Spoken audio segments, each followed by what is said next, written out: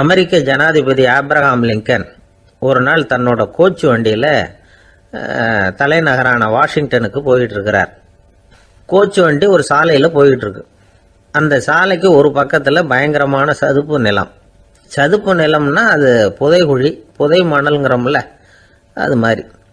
அந்த சதுப்பு நிலத்தில் யாராவது மாட்டிக்கிட்டா அவ்வளவுதான், ஆளை கொஞ்சம் கொஞ்சமாக உள்ள அமுக்கிவிடும். தப்பிச்சு கரையிறது கஷ்டம். அப்படிப்பட்ட நிலம் அது. ஆப்ரஹாம் லிங்கன் ஏதோ ஒரு முக்கியமான அரசாங்க வேலையாக போயிட்டு திரும்பி வந்துட்டு இருக்கிறார். அதனால் அந்த சமயத்தில் அவர் விலை வசந்த ஆடைகளை அணிஞ்சிருக்கிறார். அப்படி அவர் அந்த கோச்சு வண்டியில் வந்துக்கிட்டு இருக்கிறாரு. அந்த சமயத்தில் ஒரு காட்சி அவர் கண்ணில் போட்டுட்டுது. என்ன தெரியுமா? ரோட்டுக்கு பக்கத்தில் இருந்த சதுப்பு நிலத்தில் ஒரு இளம் பன்றி குட்டி சிக்கிக்கிட்டு தவிச்சிக்கிட்டு இருக்குது. பரிதாபமாக கத்திக்கிட்டு இருக்குது.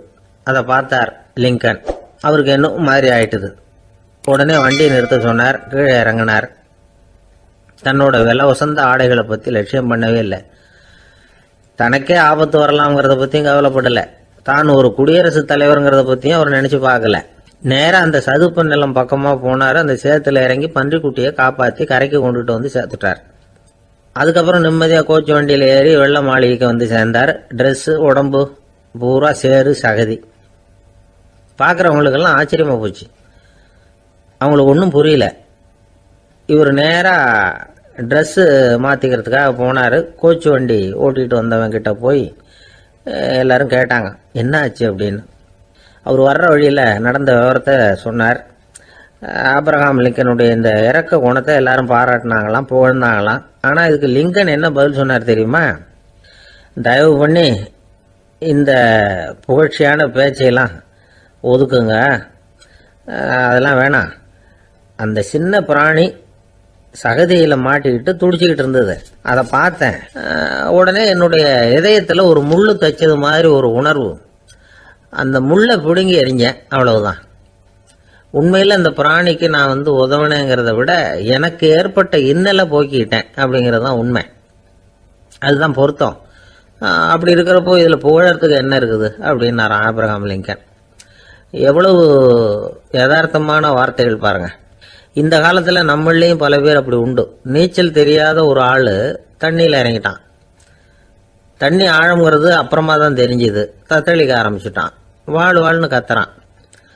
கரையில் நின்றுட்டு இருந்த ஒருத்தர் இதை பார்த்தார். உடனே அவருக்கு இதயத்தில் முள்ளு தைச்சது மாதிரி ஒரு உணர்வு. உடனே குபீர்னு தண்ணியில் பாஞ்சார். அவரை காப்பாற்றி கரைக்கு கொண்டுட்டு வந்து சேர்த்தார். இதை பார்த்துக்கிட்டு இருந்த இன்னொருத்தர் காப்பாற்றின அந்த ஆளை பாராட்டி புகழ்ந்தார். என்ன புகழாதீங்க சார் அப்படின்னார் அவர். ஏன்னு கேட்டார் இவர். நான் அந்த ஆளை ஏன் காப்பாற்றினேன் தெரியுமா? அவன் நேற்றுக்கு என்கிட்ட 300 ரூபா கடன் வாங்கியிருக்கிறான். இவன் தண்ணியில் போட்டான்னா நான் கொடுத்த கடனும் தண்ணியில் போடும். அதனால தான் விழுந்து காப்பாற்றினேன் அப்படின்னா அந்த ஆள். துருக்மேனியாவில் அஷ்காபாத் அப்படின்னு ஒரு நகரத்தில் ஒரு புவியியல் விஞ்ஞானி இருந்தார். அவர் ஒரு நாய்க்குட்டி வளர்த்தார். ஒரு நாள் முன்னிரவு நேரம் ஒரு மேஜைக்கு முன்னாடி உட்காந்து அந்த விஞ்ஞானி ஏதோ கணக்கு போட்டுக்கிட்டு இருக்கிறார். அவருக்கு ஒரு சின்ன பெண் குழந்தை, அது தொட்டிலில் தூங்கிட்டு இருக்குது. அந்த நாய்க்குட்டியும் ஒரு மூலையில் படுத்து அது பாட்டுக்கு தூங்கிட்டு இருந்தது. ஒரே அமைதி. அந்த நேரத்தில் திடீர்னு அந்த நாய்க்குட்டி துள்ளி எழுந்திரிச்சது. நேராக குழந்தைகிட்ட ஓடிச்சு. அந்த குழந்தைய அது போட்டிருந்த ட்ரெஸ்ஸோடு சேர்த்து கவ்வி தூக்குச்சு. தூக்கிக்கிட்டு வாசல் பக்கம் ஓடிச்சு. நாய்க்குட்டி குழந்தைய கவ்வி தூக்க முடியுமாங்கிற சந்தேகம் உங்களுக்கு இல்லையா? நீங்கள் நம்ம ஊர் நாய்க்குட்டியவே பார்த்து பழக்கப்பட்டிருக்கீங்க. அதனால் நம்புறதுக்கு சிரமமாக இருக்கும். அந்த ஊரில் எல்லாம் அது ரொம்ப ஸ்ட்ராங்காக இருக்கும். ஒரு ஏதோ கண்ணுக்குட்டி மாதிரி இருக்கும். விஞ்ஞானி அதை பார்த்துட்டார். உடனே அந்த நாய்க்கு வெறி பிடிச்சிட்டுதுன்னு முடிவு பண்ணிட்டு தன்னோட கை துப்பாக்கி எடுத்துக்கிட்டு ஓடி வந்தார். அவர் வெளியில் நாய்க்குட்டி எங்கே அப்படின்னு பார்த்து தேடுறார். அந்த நேரத்தில் அந்த வீடு இடிஞ்சு விழுது. காரணம் பூமி அதிர்ச்சி. இப்படி பூமி அதிர்ச்சி உண்டாக போகுதுங்கிறது அந்த நாய்க்குட்டிக்கு முன்னாடியே தெரிஞ்சு போச்சு. அதுதான் குழந்தைய தூக்கிட்டு வெளியில் ஓடி வந்திருக்குது. அது மூலமாக அந்த குடும்பத்தையே காப்பாற்றிருக்குது அந்த நாய்க்குட்டி. இந்த சம்பவம் நடக்கிறதுக்கு 3 நாளைக்கு முன்னாடியே சில பிராணிகளுக்கு இப்படி நடக்க போகுதுங்கிறது தெரிஞ்சிருக்குதான்.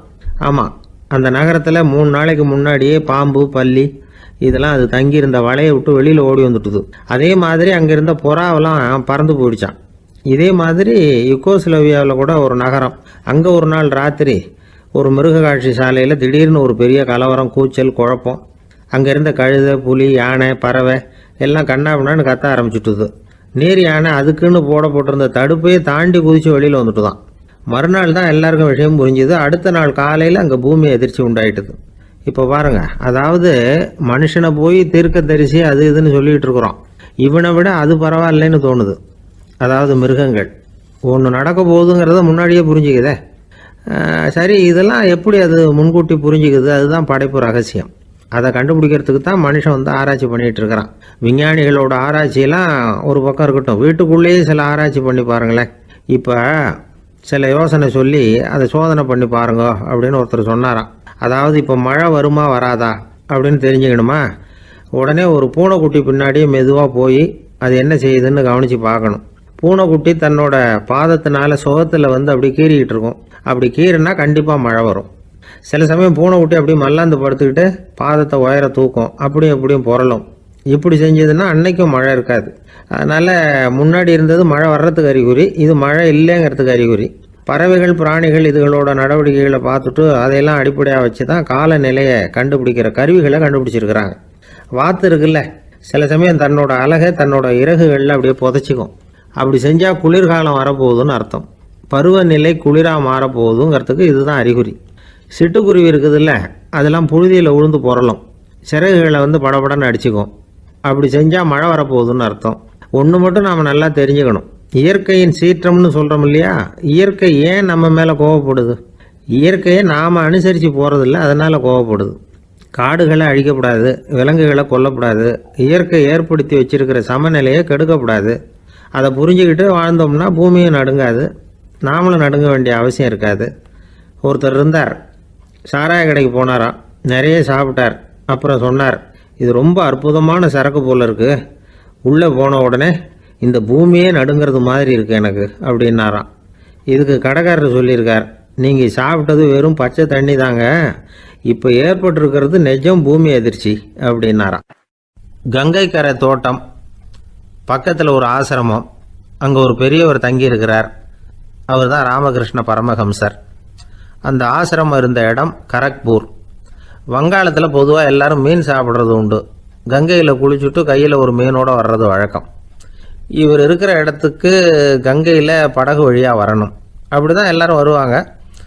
வர்றவங்கள ஒன்று கூட்டி ஆன்மீக விஷயங்களை பற்றி பேசிக்கிட்டு இருப்பார். ஒவ்வொரு நாள் ஒவ்வொருத்தர் நகரத்துக்கு போகணும், வரும்பொழுது மீன் கொண்டுக்கிட்டு வரணும். அதுக்கு ஒரு அட்டவணையே உண்டு ஆசிரமத்தில். அது பிரகாரம் ஒரு நாள் சுவாமி யோகானந்தர் படகில் போனார். படகை செலுத்தினவங்க ராமகிருஷ்ணரையும் சுவாமி யோகானந்தரையும் மற்றவங்களையும் பித்தர்கள் அப்படின்னு சொல்லி ஏளனமாக பேசினாங்க. அவங்க என்ன பைத்தியம் பிடிச்சவங்க அப்படிங்கிறது மாதிரி. சுவாமி யோகானந்தருக்கு ரொம்ப மென்மையான இதயம். இவங்க இப்படி கண்ணாபின்னான்னு பேசுகிறத பார்த்தா மீனை வாங்கிட்டு திரும்புகிறப்போ என்ன நடக்குமோ அப்படிங்கிற பயம் வேறு வந்துட்டுது அவருக்கு. அவ்வளவு மென்மையானவர். இதை தெரிஞ்சுக்கிட்ட ராமகிருஷ்ணர், யோகானந்தா இங்கே வா அப்படின்னு கூப்பிட்டார். இவர் கண்ணீரை தொடச்சிக்கிட்டே கிட்ட போனார். சொன்னார், ஐயா, படகு ஓட்டுறவங்க உங்களை பற்றி மோசமாக பேசுகிறாங்க. என்ன திட்டினா பரவாயில்ல, ஆனால் உங்களை அவங்க திட்டுறாங்க, அதை என்னால் தாங்கிக்க முடியல அப்படின்னார். இதை கேட்டதும் ராமகிருஷ்ணருக்கு கோபம் வந்துட்டு தான். என்னது, உன்னுடைய குருவை பற்றி அவங்க மோசமாக பேசும்பொழுது நீ சும்மா இருந்தியா, வெளியில் போ அப்படின்னு விட்டார். குரு நிந்தனை செய்கிறப்போ அதை கேட்டுக்கிட்டு சும்மா இருக்கலாமா? குரு நிந்தனையை கேட்டால் பாவம் இல்லையா? என்னை தூற்றும் போது அவங்க பாவம் செய்கிறாங்க, அதை கேட்டுக்கிட்டு நீ சும்மா இருந்தால் நீயும் பாவம் செய்கிற அப்படின்னாராம். அடுத்த நாள் சுவாமி நிரஞ்சனானந்தர் போக வேண்டிய நாள். இவர் படகுல போகும்பொழுதும் அதே மாதிரி நடந்து தான். அவங்க மோசமாக பேச ஆரம்பித்தாங்க, திட்ட ஆரம்பித்தாங்க. அப்படி கேலி பண்ண ஒருத்தனை இவர் என்ன பண்ணார், பலார்னு கன்னத்தில் அரைஞ்சிட்டார். இன்னொருத்தனை கங்கையில் தூக்கி எறியறதுக்கும் தயாராகிட்டார். அதுக்கப்புறம் அவங்க யாரும் வாயை திறக்கலை. மீன் வாங்கிட்டு வர்றப்பவும் படகுல ஒரே அமைதி, அவ்வளவு பயம் அவங்களுக்கு. ராமகிருஷ்ணர் கூப்பிட்டு விசாரித்தார் என்ன நடந்ததுன்னு. இவர் சொன்னார், அவர் யோகானந்தா போகும்பொழுது என்ன நடந்ததோ அப்படியே தான் இப்பவும் நடந்தது. குரு நிந்தனை செய்கிறத கேட்டுக்கிட்டு நான் சும்மா இருப்பேனா, ஒருத்தனை அப்படியே அரைஞ்சுட்டேன், இன்னொருத்தனை ஆற்றுல தூக்கி போட்டுருவேன்னு பயமுறுத்தினேன், அவ்வளவுதான் அப்படின்னாராம். இப்போவும் ராமகிருஷ்ணருக்கு கோபம் வந்துட்டு தான். என்ன இது, அணியறது காஷாயம், இருக்கிறது ஆசிரமம், உனக்கு இவ்வளவு கோபம் வந்ததுன்னா அப்புறம் என்னத்துக்கு ஆசிரமத்தில் இருக்கணும்? பிரம்மச்சாரி எப்பவும் அமைதியாக இருக்கணும். அப்படின்னு அறிவுரை சொன்னாராம் ராமகிருஷ்ணர். அப்போ இவர் கேட்டாராம், ஏங்க அவருக்கு ஒரு விதமான அறிவுரை சொன்னீங்க, எனக்கு வேற விதமாக அறிவுரை சொல்கிறீங்க, இதில் எது உண்மை அப்படின்னு கேட்டிருக்கார். இதுக்கு ராமகிருஷ்ணர் சொன்ன பதில் என்னென்னா, அட அசடே, சக்கரத்தில் காற்று அதிகமாக இருந்தால் குறைக்கணும், குறைச்சலாக இருந்தால் கூட்டணும். அவன் சாது, அவனுக்கு அதிக உணர்ச்சி தேவை, உனக்கு படபடப்பு அதிகம், உனக்கு பொறுமை தேவை அப்படின்னாராம். இதில் உள்ள கருத்து என்னென்னா, கல்விங்கிறது எப்படின்னா அதை சூழ்நிலைக்கு தகுந்த மாதிரி கற்பிக்கணும். எல்லாருக்கும் ஒரே மாதிரி கற்பிக்கக்கூடாது. கேட்குற ஒரு தகுதி, புரிஞ்சுக்கிற திறமை, இதை பொறுத்து கல்வி அமையணும். ஆரம்ப காலத்தில் ஒரு குரு, அப்போ ஒரு சீடன் இருந்தான். அது வேடிக்கையான குரு, வேடிக்கையான சீடன். ஒரு ஆசிரமம். ஒரு நாள் ஒருத்தன் அவசரமாக அந்த குருவை தேடி வந்திருக்கிறான். என்ன விஷயம்னு விசாரித்தார் குரு. உங்கள் சீடர் என்னை அடிச்சுட்டார் அப்படின்னு புகார் பண்ணானா அந்த ஆள். குரு சீடனை கூப்பிட்டார். அடிச்சியா இந்த ஆளை அப்படின்னு கேட்டாராம். ஆமான் இருக்கான் சீடன். ஏன் அடிச்சே அப்படின்னு கேட்டாராம். இந்த ஆள் உங்களை பற்றி மட்டமாக பேசிவிட்டான், என்னால் அதை தாங்கிக்க முடியல, அதனால தான் அடிச்சுட்டேன்ருக்கான். அப்படி என்ன பேசினா அப்படின்னு கேட்டாராம். உன்னுடைய குருநாதர் இப்போல்லாம் அர்த்தமில்லாமல் பேச ஆரம்பிச்சுட்டார் அப்படின்னு சொல்லிவிட்டான், அதனால தான் அடிச்சுட்டேன் அப்படின்னு நானான். அதுக்காக அடித்தே அப்படின்னாரான். நான் அதுக்காக அடிக்கலை குருவே, இப்பெல்லாம் நீங்கள் அர்த்தம் இல்லாமல் பேசுகிறதாக அவன் சொல்கிறான், அப்படின்னா இதுவரைக்கும் நீங்கள் அர்த்தத்தோடு பேசினதாகத்தானே அர்த்தம், அது தப்பு தானே, அதனால தான் அடித்தேன் அப்படின்னு நானான். பக்தின்னு சொல்கிறோம் இல்லையா, அது 3 வகைப்படும் அப்படிங்கிறார் ஒரு பெரியவர். அது என்ன 3 வகைன்னா, தெய்வ பக்தி, அடியார்கள் பக்தி, குரு பக்தி. அடியார் பக்தியை விட, தெய்வ பக்தியை விட குரு பக்தி தான் ரொம்பவும் சிறந்ததுங்கிறார் அவர். தெய்வத்துக்கிட்ட செஞ்ச பாவம் குருநாதர்கிட்ட தீர்ந்துருமா, குருநாதர்கிட்ட செஞ்ச பாவம் தெய்வத்துக்கிட்ட போனாலும் தீராதான். இப்படி பெரியவங்களாம் சொல்லி வச்சிருக்கிறாங்க. ஒரு காடு, அங்கே அயோத தௌமியர் அப்படின்னு ஒரு தபோதனர், அவர் பல மாணவர்களை ஒன்றா சேர்த்து ஒரு குருகுலம் நடத்திக்கிட்டு இருக்கிறார். பல தரப்பட்டவங்க, பல திறப்பட்டவங்க மாணவர்கள் அதில் சேர்ந்து படிச்சுக்கிட்டு இருக்கிறாங்க. பாஞ்சால ராஜகுமாரன் ஒருத்தனும் அந்த குருகுலத்தில் சேர்ந்து படிச்சுக்கிட்டு இருக்கிறான். அவன் பேர் ஆருணி. பெரிய இடத்து புள்ள, இருந்தாலும் படுப்பில் ரொம்ப கெட்டிக்காரனாக இருந்தான். அவன் தான் அங்கே முதல் மாணவன். ஒரு நாள் குருநாதர் அந்த அரசகுமாரனை கூப்பிட்டார். நம்ம குருகுலத்துக்கு சொந்தமான வயலில் தண்ணீர் பெருகி வெள்ளம் பயிரை அழிக்குதான், அதனால் நீ போய் மடையை அடைச்சிட்டு வந்துடும் அப்படின்னார். அந்த அரசகுமாரன் உடனே புறப்பட்டான். குருநாதர் சொல்லிட்டார்ல, உடனே புறப்பட்டான். நான் பெரிய இடத்து பிள்ளையாச்சே, ராஜகுமாரனாச்சே, ரொம்ப செல்வாக்கூட வளர்ந்தவனாச்சே, நான் போய் வயலில் இறங்கி வேலை செய்கிறதா அப்படின்னுலாம் அவன் நினைக்கல. குருநாதர் கட்டளையை நிறைவேற்ற வேண்டியது நம்ம கடமை அப்படின்னு நினச்சான். உடனே ஒரு மண்வெட்டியை தூக்கி தோளில் வச்சுக்கிட்டு புறப்பட்டு போயிட்டான். வயலுக்கு போனான்.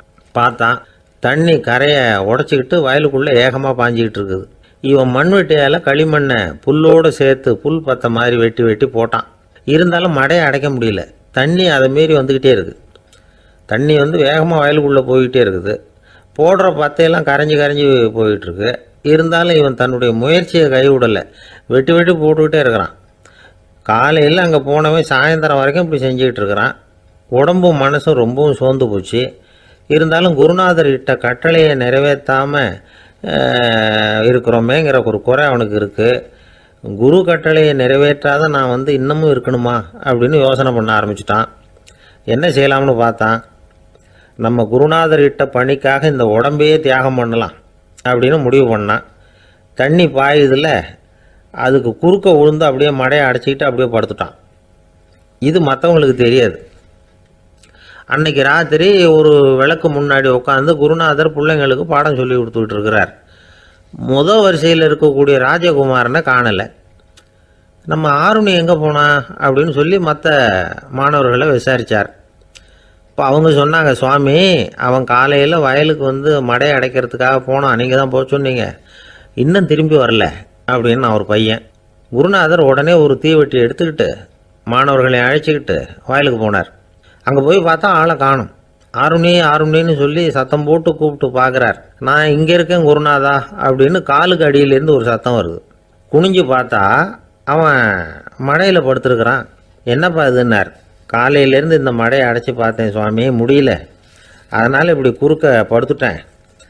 என்னை தாண்டறதுக்கு பயந்து போய் தண்ணியே தேங்கி நின்றுட்டுது அப்படின்னா. அவனுடைய குரு பக்தியையும் அவனை தாண்டறதுக்கு அஞ்சு நிற்கிற தண்ணி தேக்கத்தையும் பார்த்துட்டு எல்லாரும் ரொம்ப ஆச்சரியப்பட்டு போயிட்டாங்களாம். 6 மணி எழுந்திரிச்சு வா அப்படின்னு கூப்பிட்டாரான் குருநாதர். அவன் தண்ணீரை பொழந்துக்கிட்டு எழுந்திரிச்சு வந்தானான். அதனால் அவனுக்கு உத்தாலகன் அப்படின்னு ஒரு பேர். உத்தாலகன்னா தண்ணீரை பிளந்தவன் அர்த்தம். அந்த உத்தாலகன் மாதிரி இந்த காலத்து மாணவர்களுக்கும் குரு பக்தி வேணும் அப்படின்னு சொன்னோம் ஒரு பள்ளிக்கூடத்தில். உடனே நிறைய மாணவர்கள் எழுந்திரிச்சு நின்னாங்க. சார், நீங்கள் எங்களை இன்னமும் சரியாக புரிஞ்சுக்கலன்னு நினைக்கிறோம். அன்னைக்காவது ஒருத்தன் அப்படி இருந்தான், இன்றைக்கி ஏகப்பட்ட உத்தாலகர்கள் இருக்கிறோம். எங்கள் வாத்தியார் கட்டளையிட்டா இப்போவே அது மாதிரி வயலுக்கு போய் மடையில் குறுக்கப்படுத்துக்கிறதுக்கு இந்த வகுப்பில் உள்ள அத்தனை பேரும் தயாராக இருக்கிறோம் அப்படின்னாங்க. அப்படியா அப்படின்னு சொல்லி கேட்டோம் ரொம்ப சந்தோஷமாக. ஒருத்தன் ரொம்ப அடக்கமாக எழுந்திரிச்சான். அப்புறம் சொன்னான், ஆமாம் சார், வகுப்பில் இவர் நடத்துகிற பாடத்தை கேட்டுக்கிட்டு இருக்கிறத விட பேசாமல் போய் மடையில் படுத்துடுறது ஒன்றும் கஷ்டமான காரியமாக இருக்காது. அதனால தான் எல்லாரும் அங்கே போகிறேன்னு சொல்கிறோம் அப்படிங்கிறான். ஒரு பெரியவர் உட்காந்துருக்கிறார். அவரை சுற்றி அவருடைய தோழர்கள் உட்காந்துருக்கிறாங்க. ஏதோ ஒரு முக்கியமான செய்தியை அவர் அவங்களுக்கு சொல்லிகிட்டு இருக்கிறார். அவங்களும் ஆர்வமாக கேட்டுக்கிட்டு இருக்கிறாங்க. இந்த சமயத்தில் யாரோ ஒரு ஆள் வேகமாக அங்கே வர்றார். வர்ற வேகத்திலேயே எனக்கு ஏதாவது உதவி செய்யுங்க அப்படின்னு கேட்டுக்கிட்டே வர்றார். கேட்கறது உதவி, ஆனால் குரல் மிரட்டுறது மாதிரி இருக்குது, அதட்டி கேட்கறது மாதிரி இருக்குது. இதை கேட்டதும் அந்த பெரியவர் ஆத்திரப்படலை, ஆனால் அவரை சுற்றி இருந்தவங்க ஆத்திரப்பட்டாங்க. இதை பெரியவர் கவனித்தார்.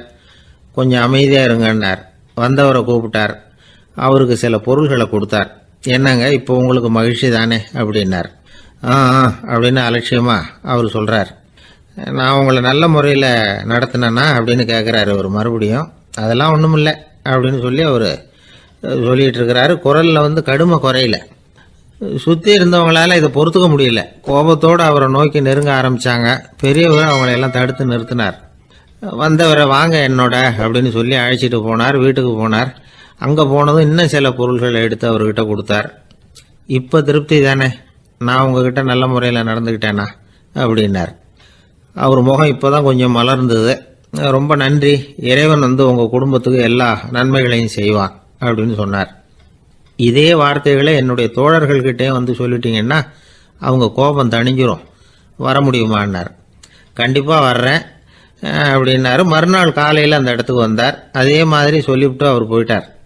தோழர்கள்லாம் ரொம்ப வியப்போடு பெரியவரை பார்த்தாங்க. அந்த பெரியவர் தான் நபிகள் நாயகம்.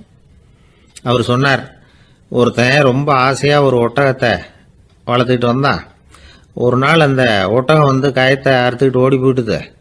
அக்கம் பக்கத்தில் இருக்கிறவங்கெல்லாம் அந்த ஒட்டகத்தை பிடிக்கிறதுக்கு முயற்சி பண்ணாங்க. அதை துரத்திக்கிட்டு ஓடினாங்க. ஒட்டகம் தாறுமாறாக ஓட ஆரம்பிச்சுது. இந்த சமயத்தில் ஒட்டகத்தை வளர்த்தவன் அங்கே ஓடி வந்தான். நீங்கள் அதை ஒன்றும் செய்ய வேணாம், விட்டுருங்க, அதோட சுபாவம் எனக்கு நல்லா தெரியும், அதை சுலபமாக என்னோடய வழிக்கு கொண்டுட்டு வந்துட முடியும், நான் பார்த்துக்கிறேன், விட்டுருங்க அப்படின்னா. எல்லாரும் விலைக்கு போயிட்டாங்க. இவன் என்ன செஞ்சான் தெரியுமா? கொஞ்சம் புல்லை கையில் எடுத்துக்கிட்டு அந்த ஒட்டகத்தை நெருங்கினான். அவ்வளவுதான். அது ஓடி இவன் காலடியில் உட்காந்துக்கிட்டது. செல்லமாக அதை அப்படியே தடவி கொடுத்தான். முதுகில் ஏறி உட்காந்துக்கிட்டான். அது பாட்டுக்கு சாதுவாக நடந்து போகுது. இந்த கதையை நபிகள் நாயகம் தம்முடைய தோழர்களுக்கு சொல்கிறார். ஒட்டகத்தை மட்டும் இல்லை, சில மனிதர்களையும் கூட சில விதத்தில் அணுகி தான் அவர்களை சீர்திருத்த வேண்டியிருக்குது அப்படிங்கிறத அவங்களுக்கு உணர்த்தினார். இது ஒரு அழகான உளவியல் அணுகுமுறை. சில குடும்ப தலைவர்கள் கூட இந்த ஒட்டகம் மாதிரி நடந்துக்கிறது உண்டு, அப்புறம் அடங்கி போகிறதும் உண்டு. ஒரு குடும்ப தலைவர் காலையில் எழுந்திரிச்சதுலேருந்து சத்தம் போட்டு கத்திக்கிட்டு இருப்பார். பக்கத்தில் இருந்தவங்கெல்லாம் ஓடி போய் சமாதானம் பண்ணி பார்த்தாங்க. அவர் ஓயறது மாதிரி தெரியல. கடைசியில் அவர் மனைவி வந்தாங்க. நீங்கள் எல்லாம் விலகி போயிடுங்க, அவர் சுபாவம் எனக்கு தெரியும், நான் பார்த்துக்கிறேன் அப்படின்னாங்க. சரின்னு எல்லாரும் போயிட்டாங்க. சாயந்தரமாக பார்க்குறாங்க, அவர் சத்தம் இல்லாமல் ஒரு மூலையில் உட்காந்துருக்கிறார். ரொம்ப சாதுவா. ஆச்சரியமாக இருந்தது. என்னம்மா பண்ணீங்கன்னு கேட்டாங்க. அது ஒன்றும் இல்லைங்க, ஒரு வேளை சாப்பாட்டை நிறுத்தினேன், பட்னி போட்டேன், அவ்வளவுதான் அப்படின்னாங்க அந்த அம்மா. ஒரு ஊரில் ஒரு ராஜா இருந்தார். அந்த ராஜாவுக்கு ஒரு மந்திரி. ராஜா ரொம்ப நியாயமானவர், நேர்மையானவர், கண்டிப்பானவர். தப்பு செய்கிறது யாராக இருந்தாலும் தண்டனை கொடுப்பார். வேண்டியவங்களுக்கு ஒரு நியாயம், வேண்டாதவங்களுக்கு ஒரு நியாயங்கிறதெல்லாம் அவர்கிட்ட கிடையாது. ஒரு சமயம் அரசவையில் அந்த அமைச்சரே விதிமுறைகளுக்கு புறம்பா ஏதோ நடந்துகிட்டு இருக்கார். மன்னருக்கு கோபம் வந்துட்டுது. உடனே அந்த அமைச்சரை கிட்டத்தில் கூப்பிட்டு அவர் கன்னத்தில் ஓங்கி ஒரு அறை கொடுத்துட்டாராம். உடனே அந்த அமைச்சர் என்ன பண்ணார் தெரியுமா? நேராக போனார். அங்கே நின்றுக்கிட்டு இருந்த இன்னொருத்தர் கன்னத்தில் ஓங்கி அரைஞ்சார். அறை வாங்கினவர் திகைச்சு போயிட்டார். இவர் ஏன் நம்மளை அரைகிறார் அப்படின்னு யோசனை பண்ணார். மன்னரும் திகைச்சு போயிட்டார். நாம இவரை அரைஞ்சா அதுக்காக இவர் போய் இன்னொருத்தர் அரையணுமா அப்படின்னு யோசனை பண்ணார். இவருக்கு என்ன பைத்தியமானு கூட நினைக்க ஆரம்பிச்சிட்டார். ஆனால் என்ன ஆச்சுன்னா, அப்புறம் அமைச்சர் அவர் கவனிச்சுக்கிட்டு இருந்தாரா, அவர் இன்னொருத்தர் அரைஞ்சார் இல்லையா, அந்த அறை வாங்கின ஆசாமியை பார்த்து கத்திக்கிட்டு இருந்தார். யார்? அமைச்சர். ஏன்பா என்கிட்ட அறையை வாங்கிக்கிட்டு இப்படி விவரம் இல்லாமல் நின்றுக்கிட்டு இருக்கிறிய, நான் உனக்கு கொடுத்ததை நீ வேற யாருக்கிட்டையாவது கொடுத்துரு அப்படின்னார். உடனே அந்த ஆள் பார்த்தான். தனக்கு அடுத்தபடியாக நின்றுக்கிட்டு இருந்தவனை ஓங்கி ஒரு அறை அரைஞ்சான். அவன் கண்ணத்தை தடவிட்டே யோசனை பண்ணான். இது ஏதோ புரிஞ்சுக்கிட்ட மாதிரி அடுத்தாப்புல நின்றுக்கிட்டு இருந்தவனை அரைஞ்சான். இப்படி இந்த அறை மாறி மாறி போய்கிட்டே இருக்குது. ஊரு பூரா பிரயாணம் பண்ண ஆரம்பிச்சுட்டுது. அன்னைக்கு ராத்திரி அந்த ராஜா படுக்கிறதுக்காக போனார். அந்த நேரம் பார்த்து அவர் கன்னத்தில் பலார்னு ஒரு அறை விழுந்தது. நம்மளே அரையிறது யாரு அப்படின்னு அதிர்ச்சியோட மன்னர் திரும்பி பார்க்குறாரு. அரைஞ்சது அவரோட மனைவி. என்னாச்சு உனக்குன்னு கத்துனார் ராஜா. உங்களுக்கு தெரியாதா, ஊர் பூரா ஒருத்தர் மாற்றி ஒருத்தர் மூலமாக இந்த அறை பிரயாணம் பண்ணிட்டு வருது அப்படின்னாங்க அந்த அம்மா. அப்படின்னா ஆரம்பித்த இடத்துக்கே வந்துட்டுதா அப்படின்னாராம் மன்னர். என்ன சொல்கிறீங்கன்னு கேட்டிருக்காங்க. இவர் விவரத்தை சொன்னாராம். அப்படின்னா நீங்கள் ஆரம்பித்து வச்ச இந்த விளையாட்டை நான் முடிச்சு வச்சுட்டேன் அப்படின்னாங்களாம் அந்த அம்மா. மறுநாள் காலை மறுபடியும் அரசவை கூடிச்சு. அந்த அமைச்சர் மன்னரை பார்த்து கேட்டார், என்ன மகாராஜா, என்கிட்ட கொடுத்ததை திருப்பி வாங்கிட்டீங்களா அப்படின்னாராம். இப்படி நடக்கும்னு நான் எதிர்பார்க்கவே இல்லைன்னார் மன்னர். ஆனால் நான் எதிர்பார்த்தேன். அது எங்கே போயிட போகுது, ஊர் பூரா சுற்றி கடைசியில் உங்ககிட்ட தான் சேரும் அப்படிங்கிறது எனக்கு தெரியும் அப்படின்னார் அமைச்சர். இந்த கதை வேடிக்கையாக இருந்தால் கூட இதில் உள்ள கருத்து முக்கியமானது. இந்த உலகத்தில் பல கருத்துக்கள் இப்படி தான் மாறி மாறி சுற்றி வந்துக்கிட்டே இருக்குது. நம்மளும் ஒருத்தன் தன்னுடைய நண்பன் ஒருத்தனை கடத்தரில் பார்த்தான். உடனே ஓடி போய் பலார்னு ஒரு அறை கொடுத்தானான். அவன் கண்ணத்தை தடவிட்டு ஏன்டா என்ன அரைஞ்சேன்னு கேட்டிருக்கான். நீ ஏன்டா என்னை முட்டாள்னு என் மனைவிட்ட போய் சொன்னேன் அப்படின்ட்டுருக்கான் அவன். உன்னை ஒரு முட்டாள்னு சொன்னதுக்காகவா நீ என்ன அரைஞ்ச அப்படின்னு கேட்டிருக்கான் இவன். டேய், நான் அதுக்காக அறையலப்பா, அது ஒரு பெரிய ரகசியம். நான் முட்டாளுங்கிறது அந்த ரகசியத்தை நீ ஏன் எங்கள் வீட்டில் போய் சொன்னேன், அதுக்காக தான் அரைஞ்சேன் அப்படின்னு நான் அவன். வங்க நாவலாசிரியர் சரத் சந்திரர் ஒரு நண்பர் அவர்கிட்ட வந்தார். வழக்கமாக எல்லா எழுத்தாளர்கள்கிட்டையும் கேட்குற ஒரு கேள்வியை கேட்டார். நீங்கள் எழுத்துத்துறைக்கு வந்தது எப்படி? இதுதான் கேள்வி. அதை தெரிஞ்சு என்ன பிரயோஜனம்னார் சரத் சந்திரர். சும்மா சொல்லுங்களேன், தெரிஞ்சுக்கிறேன் அப்படின்னார் வந்தவர். சரி சொல்கிறேன்னு ஆரம்பித்தார். நான் ரங்கூனில் வேலை பார்த்துக்கிட்டு இருந்தேன். சம்பளம் பத்தில். வேலையும் பார்த்துக்கிட்டு ஒரு பலசரக்கு கடை வைக்கலாம்னு நினச்சேன். என்னால் மளிகை கடை வச்சு சரியாக நடத்த முடியுமாங்கிற சந்தேகம் என் மனைவிக்கு. அதை சோதனை பண்ணி பார்க்கணுங்கிறதுக்காக சில பொருள்களின் அளவு, அதோட விலை, இப்படி சிலதை சொல்லி எல்லாத்தையும் மனக்கணக்காக கூட்டி போட சொன்னாங்க. என்னால் சரியாக கூட்டி சொல்ல முடியல. உங்களால் மளிகை கடை நடத்த முடியாதுன்னு சொல்லிவிட்டாங்க. உடனே என்ன பண்ணுறது, வேறு வழி இல்லை, கதை எழுத ஆரம்பிச்சிட்டேன் அப்படின்னார். கேட்டவருக்கு சிரிப்பு வந்துட்டு தான். சரத் சந்திரர் ஒரு பக்கம் சீரியஸான நாவல்கள், சிறுகதைகள் எழுதியிருந்தாலும் அவருடைய இன்னொரு பக்கம் வேற விதம். நண்பர்கள்கிட்ட பேசும்பொழுதும் சரி, அவர்களுக்கு கடிதங்கள் எழுதும் போதும் சரி, கேலியும் கிண்டலும் நகைச்சுவை உணர்வும் அதிகமாக இருக்கும். காந்திஜி ஒரு சமயம் கல்கத்தாவுக்கு வந்திருந்தார். தேசபக்தர்கள் பல பேர் அவர்கிட்ட பேசிக்கிட்டு இருந்தாங்க. அப்போது சரத் சந்திரரும் அங்கே இருந்தார். கிரண் சங்கர் ராய் அப்படிங்கிறவரும் அங்கே இருந்தார். அவர் சொன்னாராம், காந்திஜியோட பழகிய முதல் வங்காளி நான் தான். போயர் யுத்த காலத்தில் இவர் லண்டனுக்கு வந்திருந்தப்போ என்கிட்ட தான் வங்காள மொழி கற்றுக்கிட்டார் அப்படின்னாராம்.